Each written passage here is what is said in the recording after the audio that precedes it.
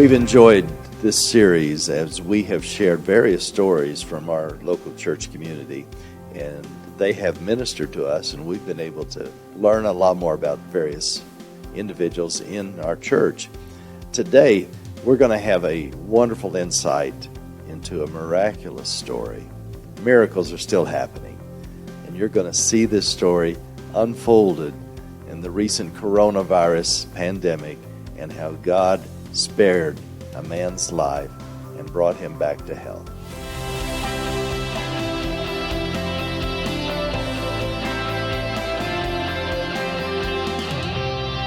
Here we are today with Noe and Melissa Garcia, and we appreciate them taking time to share their story.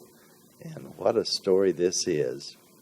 But before we get into the more imminent story, of course, kind of setting the context, we're at a time, as of this recording, when over 100,000 people have died in the United States as a result of the coronavirus.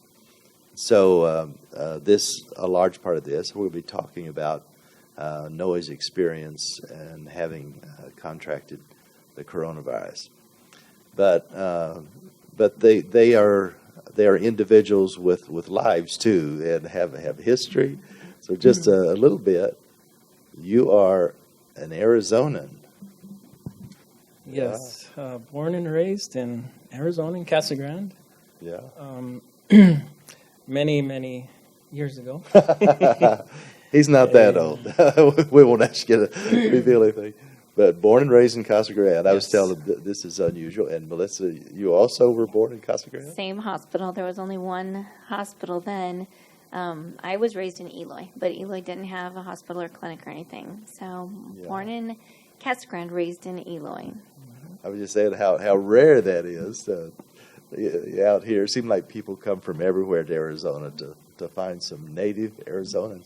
And for you guys to find each other. So that's amazing. Well, see, and how many years you've been married now? 9 years. All right. 9 years. 9 years. And I'm supposed to ask you about how you proposed. Now, she told me to ask you. So.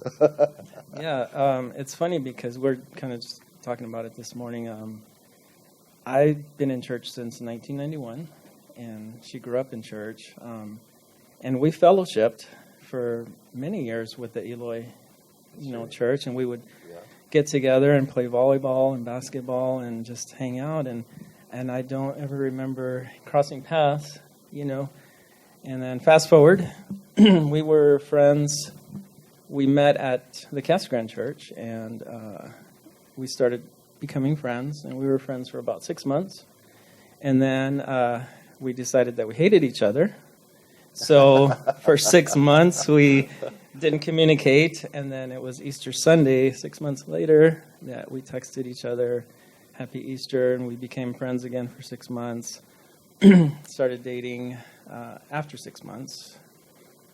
We dated for 6 months, and then we always talked about, at 6 months, that it was possible that I could propose. And so I didn't waste any time. The very first day of 6 months was April Fool's Day. Oh. So on April Fool's Day, April the 1st, I had already got with her principal at her school in Toltec, and we made arrangements that on that morning, after the kids do their thing on the intercom, Pledge of Allegiance, and they make their little announcements, and that the principal came on and said, we have one more announcement.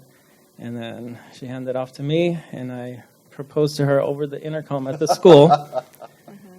And chaos ensued right after that, and the classroom started spilling out into the hallways. And my students lost it. Everybody lost it. Teachers abandoned their classes, literally ran to the windows of my classroom to see what my answer was going to be. And I'd never used the intercom system, so I didn't know how to answer him back. I just stood there frozen, and then one of my friends ran in, and she's like, aren't you going to answer that man? And I was like, I don't know how. But then about that time, though, somebody said he's coming, and he was coming down the hallway to get his answer. Uh-huh. So you didn't have to broadcast your answer. I didn't broadcast. Yes. And she said yes. She said yes. What, is that when you said April Fool's? Oh, yeah. So a lot of people really did A lot think of it people was thought a it was- joke. yeah. They Oh, thought yeah? it was a Yeah. big joke. And so I was asked all day long, was he kidding? Or did you guys just do that? Yeah. Yeah. And then we were engaged for a year. So he likes to tell people, we got married on April 2nd Yeah. of the next year. Oh, okay. But he tells everybody, I proposed to her on April 1st, and she married me on April 2nd. Okay. And I'm like, a year later. Yeah. Yeah. Just to clarify. Yeah. Well, that is memorable. Yeah, that is great. So that got the news out quickly. That's better than social media. I mean, that's just instant. It's out there. Yeah, and you can hear at that school, you can hear the intercom. There's housing right across the street. So anybody that lived in the first couple of streets there probably heard the announcement and over the intercom. And it was a great experience. And Not exactly romantic, but Right. Something to not be Yeah. forgotten for sure. That's right. Okay, well, of course, you're welcome to add any other details of kind of bringing you up to this point. But of course, what's really on my mind was this more recent events, and Noah, maybe you could start off first because you contracted the virus. And, I don't know that you know exactly how that happened. Most of us don't know when we do contract a virus like that. But maybe just talk about the early days. Now, for part of this, Melissa will have to carry the story because he's not able to recall some of the events that took place. But yeah, feel free to kind of start wherever you feel like would be a good launch. yeah, so the original, it started on spring break, which was middle March. And the original plan was that we were going to take a vacation to Seattle, Washington. And at that time, Seattle, Washington was the hot spot of the country and for the coronavirus. And so we were like, well, we don't want to go there because at minimum, we may end up getting stuck and not be able to fly back or, whatever things could happen. So we postponed our trip to avoid the coronavirus. And lo and behold, I ended up getting it in Casa Grande somehow, or at least up here in the East Valley somewhere. And so that week of spring break, we took the time to stay home and, do some painting. So I was doing some painting at home, and it was on Thursday of that week. At the end of the day, I started getting really tired, and I started feeling a little warm. And I thought, I'm going to check my temperature, and sure enough, it was about a little 100, maybe 99 something. And Low grade. and I told her, I go, I have a slight fever. And so, didn't think too much of it at the time, but in the back of my mind, I was thinking, So then the next day, I had a follow-up at my family doctor for a wellness visit and get results and all that of just a wellness check. And they didn't let me in because I had a fever. So they sent me to another location, and they did a flu test, and they said, we'll get you the results, in a day or so. By that night, my fever was 103.7 or something. And I thought, okay, this is an emergent situation. So she drove me to the ER. They immediately did a lung x-ray. And then at the end, they had decided to do a COVID test. And they did a double, so both sides. That was my first experience with the COVID test. And they sent me home, take Tylenol, for the fever, drink fluids. So then by Sunday morning, I get a call from the hospital, the same doctor, and she said that I was positive for the coronavirus. And I immediately freaked out, and I thought, oh man, this is not good. And so she right away, she anointed me with oil and prayed over me. And then from that point, we were separated, which would end up being 49 days that we were.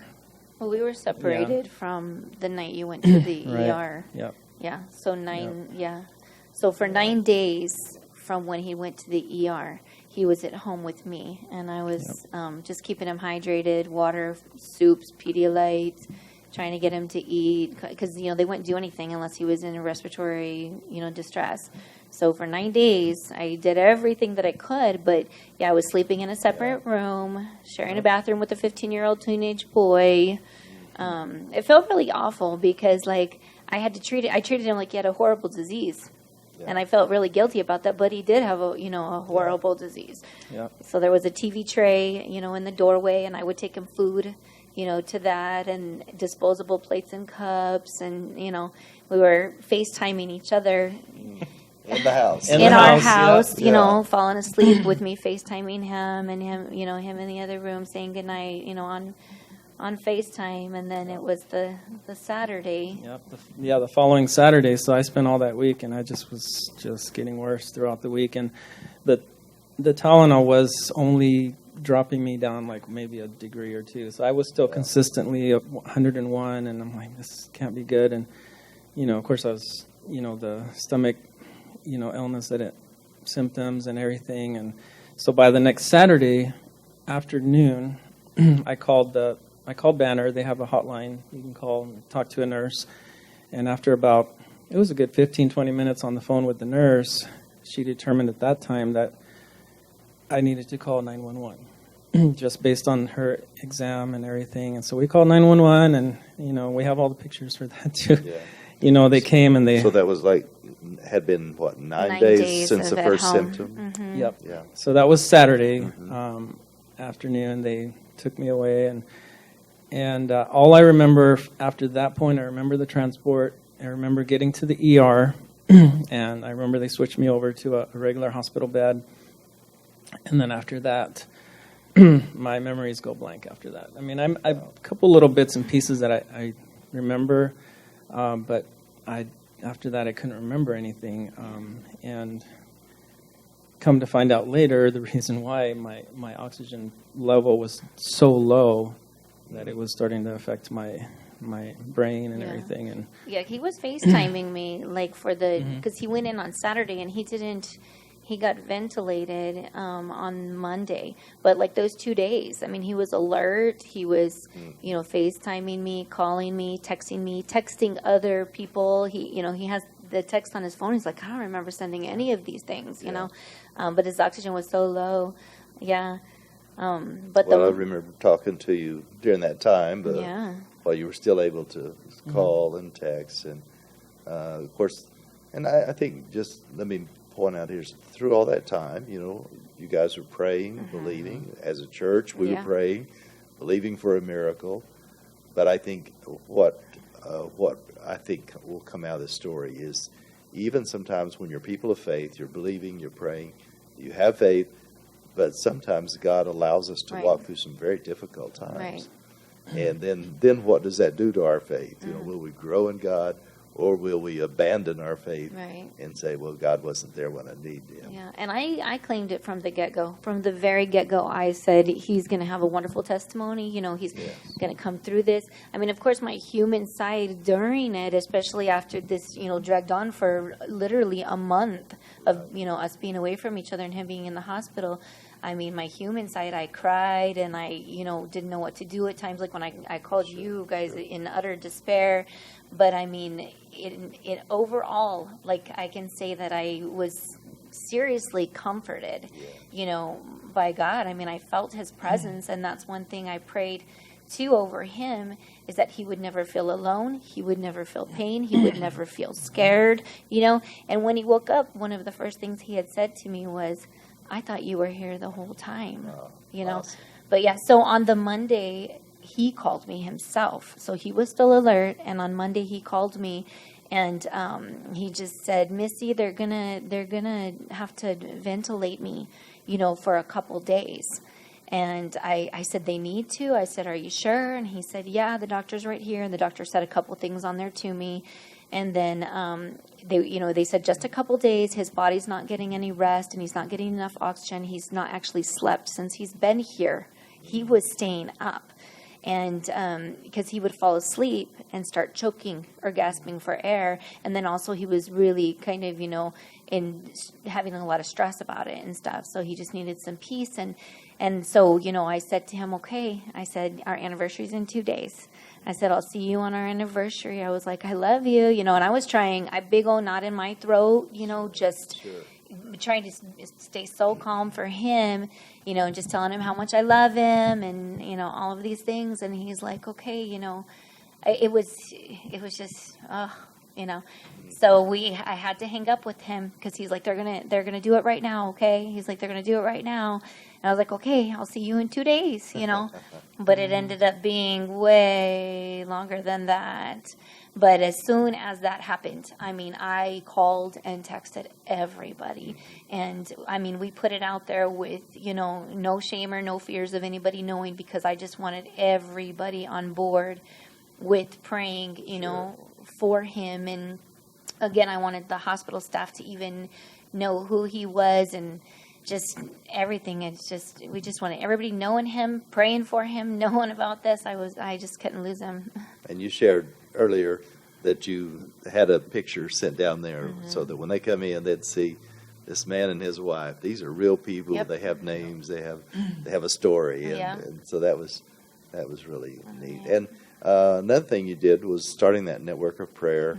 Started the 7 p.m. every evening. How did that get started?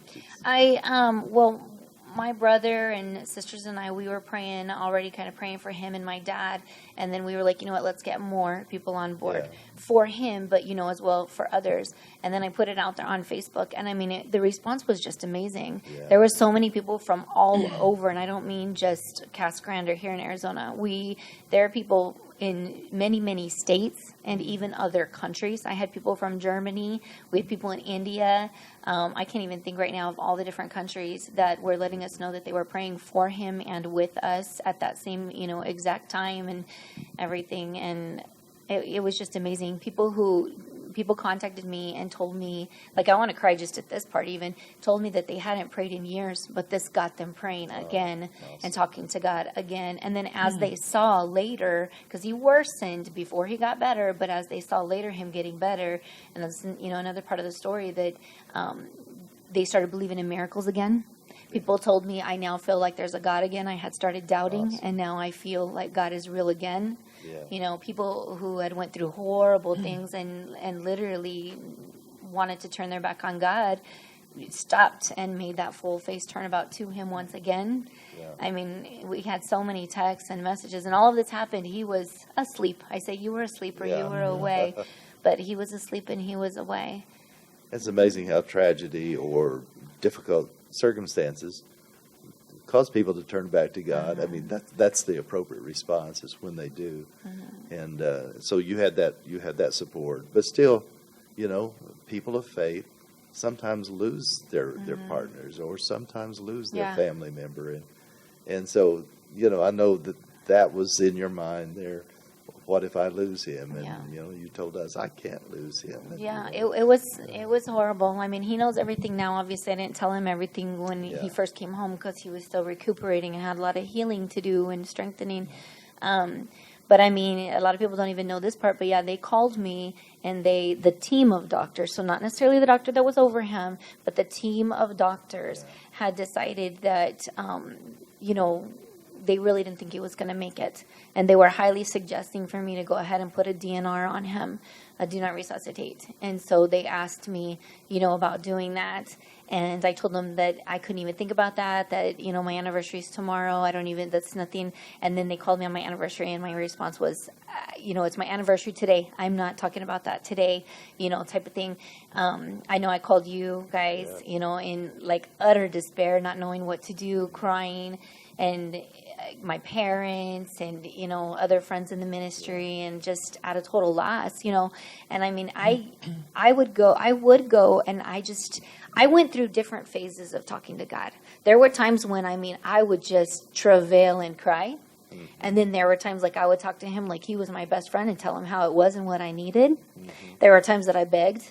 I would sit in the backyard. Like I told him, I would just go outside so, CJ wouldn't hear me all the time. And I would just go out there, and I didn't care if the neighbors heard or whatever. I know they did, but they knew the situation. But I would go out there, and I literally was like, take the house, take the cars, take this, take that. I don't care. I'll go live, in a tent in the desert, give me my husband back type of thing. And I would be like, God, you gave him to me this month. He became my husband this month. I can't lose him this month, and I don't want to lose him at all. I would tell him, I love this man. I want him, and I would just talk to him like that. And so then it just came to me, well, then that's what you need to say if they ask you again.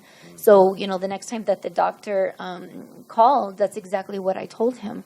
I just said it to him like that. I just said, I love him with everything I have. I don't want to live without him. I said, we have a 15-year-old here that we're raising together. I said, he needs his dad. I need my husband.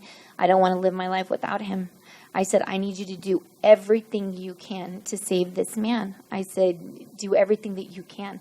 And I told him, I said, you know that we are praying and we're praying for you. And the doctor would, tell me, yes, pray for me to know what to do. So I prayed. That's one of the first things I did is I looked up who the doctor was on the website, saw his picture, placed my hand on the screen, and prayed, for him to have wisdom of knowing how to take care of my husband and what to do. And so he knew I was a praying person. And I told him, I said, I know scientifically and medically it does not look good. I said, but I also know that God still performs miracles, and I know that he can do this. I said, so I really believe there is still a chance, And then it was that weekend that my nephew had a prayer cloth anointed, and we got that in there. And at this point, he was almost not breathing on his own at all, and they would try to rotate him. So, and they would take me pictures to prove to me. I would tell them, I need to see a picture of the prayer cloth on him. Yeah. And so they would take a picture of him on his back, and it would be on his forehead. And when they would flip him over, they'd put it on his back like that. Yeah. And so the prayer cloth was on him. And then my nephew also stood in place and had the local ministry there pray over him, in place of Noe, since we couldn't go touch him. Yeah. And then my son's childhood friend that literally is a part of our family was one of the nurse's aides. And so she went in and, suited up, gloved up, and held his hand and prayed, with him for me. I had them playing good old gospel music in the room. And, everything that I could think of to do, I would FaceTime him daily. And sometimes just words of empowerment, encouragement, telling him, he was going to pull through, make it, how much I loved him. Sometimes praying over him. They would put the phone right up to his ear, and I would just, pray for him there. But like I said, it was off and on of crying and tears, and every little victory, though, I was really doing victory dances all around. Yeah, so this has been such a different virus and at a different time, because of how contagious it is. So people are not able to get in the hospitals. Mm-hmm. You're not able to be there. And typically, that's where you'd be. You'd be there right by his side. And so, I'm marveling at the creativity you had of all the ways you tried to find to touch him, to communicate, even though you couldn't be there. And we've always been told, even when they're not aware, they're hearing, and so you won't remember it, but you were just doing everything you could to reach out to him. 17 days, right, that he was on the ventilator? 16. 16 days. 16 days on the ventilator. Yeah. And like you say, it was so desperate that they're kind of giving up. Yeah. When in a DNR, I believe they told you, that even because of the complications he has, it could affect his heart. Then his heart would be enlarged or damaged or whatever. And if he comes out of this, he might not be the same. Right. And they gave you the kind of worst case scenario. I was told all of those things, yeah. And I was told that with as long as he'd been on it, I think even the next week they had mentioned that with as long as he'd been on it, that the next thing that's been happening with victims like this was that, it did affect their heart. And if their heart was to go there, would be, basically like nothing left, type of thing. But in my mind, I'm like, he's not a victim. He's going to be victorious in this. I was like, we're going to pull through this. Yeah. But we went through, we had lung collapses. he got to where they could not. Proning is the medical term for how they would elevate and turn him and everything. But he got to where he couldn't even be on his back anymore. And the machine was basically breathing for him, but they couldn't even flip him because then his heart would go haywire and everything like that. I remember one time they tried, and his blood pressure Down or something. yeah, Affected the blood pressure. So then he had to just stay on his stomach. Yeah. So it was almost like a massage table, but they had him like kind of at a little incline. His face was in like a foam. They were really good. They would FaceTime me and show me every little thing that they were doing. Awesome. And everything they told me and everything they did just became a matter of, okay, well, this is what I'm going to pray for. This is what I'm going to pray about. This is, and I wanted to know and I wanted to see, because I needed to know the reality of the situation so I could take it to God in prayer, and so I could let everybody else know how specific to pray, for him. But you did a great job of keeping everybody informed and the communication. And as a result, that kept the prayers going, kept our faith built up. And so at what point was there a turnaround where it began to give you some hope? It got really bad, and like I said, they had wanted to place the DNR on him, and he had lung collapse, and just, and so I think that was the worst of it, was when his lung had collapsed. It was completely full of the COVID, and like the doctor now is even still telling us, as soon as I can, I want to get you in and show you these x-rays. It was completely full of it, and full of the COVID, and the other side as well was like really bad, like completely, bad. And I think then too, that night is when I reached out, even more. I feel like I'm just, desperate in prayer so much, and I know I say that, but I mean, I was praying all day long. And then, at night at 7 in this group from afar, because even at this point, like my mom would come to my screen door, and I would sit like 6 feet. I would literally sit on the ground and cry, and my mom would cry on the other side. And she's like, "Let me in, I want to hug you." And I'm like, "No, I'm under quarantine." And we would just cry and pray, and I couldn't even have that comfort. So I mean, at this time, literally my only comfort was God, which, thank the Lord that I knew that, and I know that He's our comforter, because that is really all I had. But at that night, they had called me, and they told me all these horrible things, honestly. And then the next morning, and I know that night too, I wasn't sleeping much at all. And then I remember, there was a lot of times I woke up at 3:30 in the morning. It just seemed 3:30 was the time. And that night I woke up at 3:30 in the morning. And he told me later at one point that he had a time when he felt like he was slipping away, and he had it in his mind that he was going to die. And he just felt like, something like that. And I almost felt like it was that time too. Well, they did blood work. Because during this time, he contracted a lot of different infections, and a lot of other crazy things went wrong with him, and they had to change his central line, and he had a lot of stuff. I mean, we see the list of things now, and we're like, wow, and I had to give permission for a lot of this different care that was happening and all this stuff. But that morning, every single morning, they took lung x-rays and they did blood work. So that next morning, the doctor called me, and without any, care or anything for the medical of it all, he told me, he said, something is going on. He said, "I know you're praying." He said, "And don't stop, because something is happening." He said, "Whatever you're doing, that prayer and whatever else you are doing, it's working." He said his left lung that collapsed and was full of everything yesterday is completely clear. He said, and the other one looks better. And I said, "It's a miracle." I said, "God still performs miracles." And he said, "Yes, I believe it." He said, "This is a miracle." And I mean, to this day, we're still in contact with him. And he tells us that it is an absolute miracle. And the nurses are blown away and are saying, it's a miracle, and all of them are they're just, yeah. So they saw the hopelessness of Yeah. it. And for, medical professionals, sometimes they say, well, this or that. Mm-hmm. But I think that's so awesome that they They embraced it acknowledge and, it. and confessed that it's a miracle. So whatever their personal beliefs in God, they have to admit this is something outside of what we were able to do. Yes. Yeah, and then what she was referring to is when I was on my journey, as I like to call it, I had one continuous dream, and I don't know how long it could have been, and within that dream, I would have really, really horrible, terrifying dreams, But in that dream that I was having, I was in hospital, and I knew that I was in the shape that I was in. I knew that I was ventilated, and I knew, that I was not doing very good at all. And at one point, and this may have been that night, that she woke up and travailed for me. And in my dream, I was not in Casa Grande. I was up north on a reservation.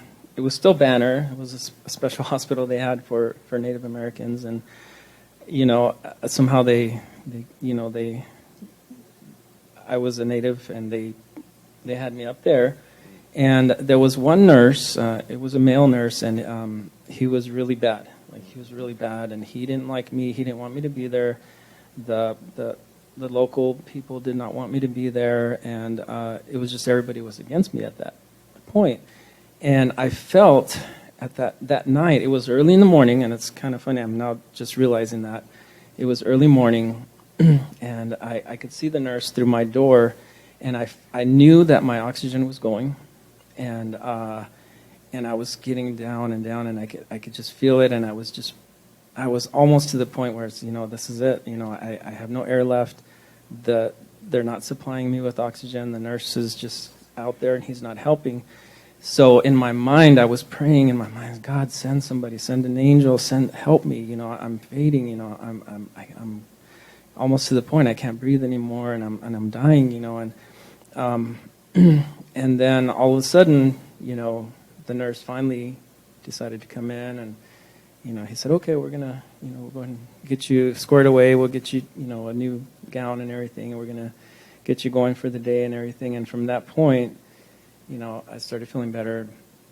But anyways, it's funny that I had no idea in reality how bad I was, but in this dream, it was like I knew it, and I knew that I was fading, and it was probably that morning that, and throughout my whole dream, I kept thanking God for bringing me back, for restoring my life and bringing me back, and from the brink of death and everything, and it was pretty wild. I mean, that I feel like God was showing me, and I never was afraid, even though I had those terrifying dreams and everything. I wasn't afraid in those dreams, and I knew I felt like she was there with me. At one point, I could see her foot right there by me, by my bed, and I'm like, yeah, she's here with me, and so I was never scared, and I never, throughout this whole ordeal, I never felt an ounce of pain at all. That's so incredible. And we'll never know all the mysteries of that unconscious state, kind of where you were, but it's almost like you're fighting that spiritual battle there, that all these dark dreams are there, and you're still confessing faith in God, and That's what even whatever level of consciousness that was. Yeah, and one thing I prayed too is I prayed protection of his mind. Yeah. So, because the mind is a powerful thing, but when you're, sedated like that. So that was one thing too, is I prayed over protection of his mind, because they were giving him a lot of medications that, we didn't know much about. And it had gotten to the point of where I had to say, yes, try it, because there was nothing else to do but, praying, obviously, but, medically, it was like, yes, try it. And so they were, trying these new drugs that we're hearing about on the news and everything. But yeah, when he finally woke up, one of the first things that he said to me is, he's like, you were here, right? And I'm like, no. And he goes, you weren't here? And I said, no, baby, I haven't been there at all. I said, they won't let me. I would be if I could be. I said, but it's still the whole COVID, no visitor quarantine type of thing. I said, I haven't. He goes, I thought you were here. But I mean, I would pray that he would feel me, that he would feel Jesus, that he, and I would lay there at night and I would just pretend like I was wrapping my arms around him and that, God was just wrapping his arms around the both of us because, there was nothing else I could do. Yeah. I would just go to sleep praying, or just sometimes when I couldn't sleep, I would literally say, and I didn't even know how to pray sometimes. I would just say Jesus over and over and over again until I fell asleep. But I really feel that he was comforted and thought I was there because it seemed like every single thing that I prayed, in God's timing, it all came, it all happened, it all worked out. Yeah. I remember when you said that they were going to reduce the oxygen, of course, the steps toward trying to remove the ventilator. Then he didn't do very well at first, and then so it was just kind of a touch and go for a few days. But he was improving during that time. Yep, his lungs were a whole lot better, and they were constantly monitoring his vitals, his organs, and everything. Was still looking good. So it was now just a matter of weaning him off of the sedation and the oxygen, as well. So they could wean him off the oxygen a little bit faster, and the sedation took a little more time. Because he was, really out of it or whatever. And as most do, they're afraid that he's going to pull, at the tubing. He was wired up from head to toe. And so they were afraid of that. And so it was just this slow, because they would wake him up. It was really hard. They would wake him up a little bit. And then they would FaceTime me. Because when they start waking them up, with a lot of the patients, their heart rate will go haywire because they do get a little scared, not realizing where they are, what's happened, what's going on with them. Yeah. So they thought I could be a little calming factor in that. So they would turn the sedation down, wake him up. They would FaceTime me, and I would be talking to him. But he was really, really out of it, really loopy. And it was really hard to see him like that because I'm praying, please let his mind still be right, because his eyes were not even fixed on me. Yeah. He was, and so I would just, tell him, you're okay. They're taking such good care of you. I said, a lot of these people are my friends and I know them, and I would tell him, all of these things. And, but his oxygen levels would drop or his heart rate would, skyrocket. And so it was a course of over quite a few days of trying this before they could finally do it. Yeah. So, what are we talking about? 3 or 4 days, or was it a week? It was almost a week, I would say. Really, I remember the Saturday when they really started trying and having me help to talk to him. And then it was it the following Thursday or Wednesday that you finally, because I remember they would do this and they called it a sedation vacation. So he was taking a vacation from being sedated, and they were like, don't worry, this is normal, this is something we have to do. We have to do this, and he has to pass all these different markers for us to be able to leave him off of this sedation. But he was failing the markers for, those, I would say 5-6 days maybe, that he failed all the markers. But they're like, we're going to keep trying, And then it was, I believe that next Wednesday or Thursday morning that my phone rang, and it was a FaceTime, and I'm like, oh, okay, they're FaceTiming me again or whatever. So I answer expecting to see them, and it was him, and he had on the CPAP mask. And I was just like, wow, because that time they actually didn't call me and help walk through or talk to him. And, of course, his voice is real scratchy. He's still really out of it, but I remember the 2 things he said. The very first thing was, you are the love of my life. Oh.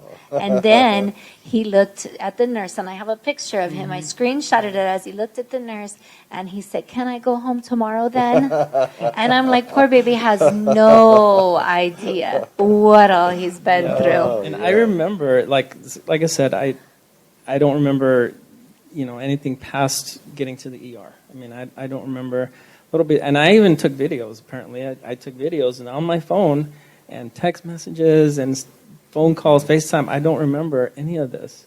And I'm like, why? I took a video. I mean, I don't remember it, but I do remember when they the doctor was in there that day when they were gonna try to take out the tubes and everything, and I heard them talking and conferring, and what is this level? What is that level? And something about 33% or something, And the doctor said, well, you know what, let's just take it out. Let's just take it out. And then I remember the doctor looking at me, and he's Mr. Garcia, are you ready to start breathing on your own? And I told him yes somehow, and so they wheeled me in, and this is kind of funny, and I believe this to be true because there was a lot of things that I remember that weren't true. But I remember the nurses, they took me into the OR just because of, precautions, and it was a bigger room, and they were bumping into everything, and I'm like, man, bumping my bed into the wall and the door and everything, and I was like, man, these guys are kind of rough. But I remember they said, we're going to count down, on the count of 3, and I'm like, okay, and, they on the count of 3, they told me that when they pulled it out, just start coughing. We're gonna suction, you're gonna cough and everything. And I remember them pulling it out, and I remember seeing it, and I was just like, wow, it was pretty gnarly looking, And I started coughing, and they were suctioning and coughing, and I remember putting the mask and then talking to her, and and I remember this, and I don't know if I was halfway joking about going home tomorrow. But he was probably ready. I was ready, and the next day, they even took that off the next day. No, it was the same day. Was it the same day? It was the same day because you talked to me, and then the doctor came around and he started talking to me, and he said, well, we're going to hang up. We're going to do a few other things with him and see, and then we'll have him call you back. I was like, okay. So then when you called me back the next time, you just had the nasal cannula on. Mm-hmm. And I was just like wanting to cry and shout and just, I don't even know everything. And you just had the little tube, and I was like, wow. I mean, I could not stop saying like, wow, And I mean, I was just, oh, thank you, Jesus, thank you, Jesus, thank you, Jesus. Yeah, it was amazing. And from that day, they every day they lowered the oxygen, lowered it. Yeah. So the last day, I was down to like 0.5 on the oxygen, and they said, just take it off. He's good, just take it off, and then took off everything. And then he called me, and he had nothing. And I was like, ah. Yeah. Now you got to tell me about the parade out the doors. Oh, wow. The parade. That was when you finally got released. Yeah. And finally got released. Everybody seemed to be celebrating that. Well, and it was amazing because. I have the 2 little scars right here on my neck, which can be mistaken for something else. But when they were going to take this line out, which went directly to the heart and everything, I was pretty nervous about it. Yeah. And the nurse was trying to calm me down, and she goes, "You need to calm down because we're not going to be able to take it off until your heart rate gets down." And then I said I was a little nervous about it, and she goes like, "Look," she looked at me and she's like, "Look. 7 or it was like 8 days ago or 7, 8, you were on a ventilator. You're going home today. This is like 8 days later, or 7 or 8 days later." Mm-hmm. She goes, "That doesn't happen. That does not happen." She goes, "You have nothing to be nervous about or worried about. You're super strong." And they all acknowledge that God, performed a miracle and everything. And I was like, okay. So they took it out, and about an hour and a half later, they're wheeling me out, and the nurse told me that I was the prize patient of the hospital, and it was going to be a big deal, and that people stayed long after their shift was over, and it was just my main doctor, Dr. Raj, who's awesome, and we love him, and my best nurse that took care of me the most of the time, and she wheeled me out, and doctor by my side, and there was a big old parade. Going down the halls and everybody cheering and clapping, and they videoed the whole thing. And I was just, all I could do was just point up and say, it's a miracle, God, thank God. And it was quite a... That was very, very touching, very moving. I saw the part where you're out and you're able to embrace him, even with your protective gear, because he was still testing positive at that time. Yeah. And so you were taking him back home and to continue separation at home. Yeah, people don't know that part because they think he just came home and we're reunited. Yeah. But no, he still had that COVID, and so we still were quarantined, and we, for another week or so? Was it about a week and a half? Week and a half. About a week and a half. About a week and a half. Yeah. Yeah. And he got a second negative now finally, but overall, you've had how many of those tests? I've had 6 COVID tests, and of those 6 tests, 2 of them were double. So 8. And it's a very, That very counts. uncomfortable. But yeah, his Yeah. work wanted 2 negatives, so the last 2 have been negative, praise God. And Praise I was protected the whole time. I never got the virus. We started praying right away for my, mine and CJ's protection. Yes. And I never got it. And then once he was home and better, then they said, okay, well, let's test you for antibodies to see if you had it. So then they tested me, and that was negative as well. I never had even had Never it. had it. Mhm. Yeah. So another part of this, I want you to tell us about. Your doctor is from East India, and he began to share this story with some of his colleagues. So Yep, he shared the story with his colleagues in India and Australia and in England as well. And then they started sharing it. And so much so that when we went to visit my new regular doctor, he had already heard about me. Other doctors had already heard about me and my story. And it made the news there on one of the news channels in India. And of course, we couldn't understand what they were saying, but Sure. they had the doctor and everything. It was quite a story. Yeah. So here in India, of course, being a Hindu nation, basically, but they're being witnessed to by a doctor who is acknowledging something happened. There was a miracle took place in this man's life. Yes. So that's tremendous. It's gone Yeah. to several countries. The video, even just the video of him exiting the hospital with his little parade and then coming out to me, I shared that video, and then it had, I don't know if mine was 16 or 17,000 shares or views, not shares. So about 17,000 views. And then I have a friend that I went to high school with that is a news anchor, I think KGUN 9, is that what it is in Tucson? She's a news anchor in Tucson. So she shared that on, I think, her news and personal page as well. And they got, even more, like Yeah. 18,000, or I don't even know how many views. So, I mean, that video. And on there, I had put, all glory to God and, about him being, like that. But, That's amazing. Yeah. it is amazing. What a wonderful story. Yeah.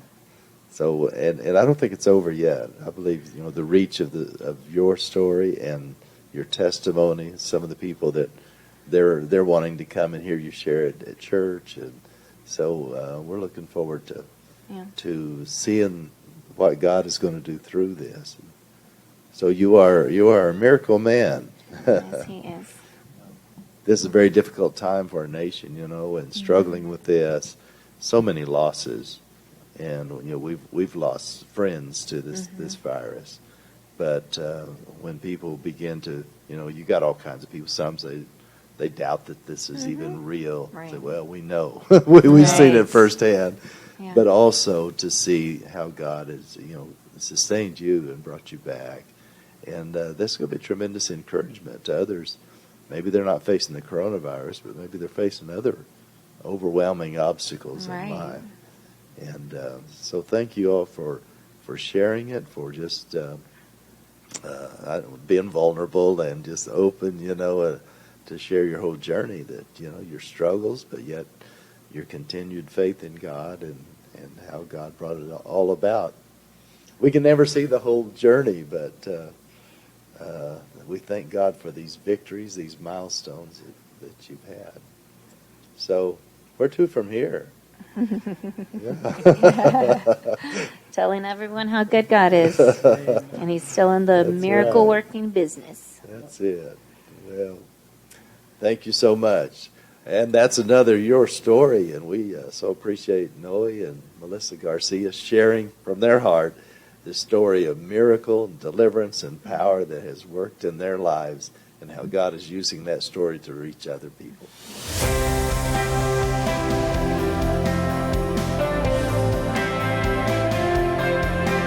Thank you for joining us this evening for our stories here at Life Church, talking to people in the Life Church community to share their experiences and their stories. We'll look forward to more in the coming weeks. If you are interested in sharing your story, you can give me a text or a call at 480-678-8037. We'll be glad to hear from you. We pray that you have a wonderful evening, great rest of your week. Look forward to the ministry on Sunday. God bless.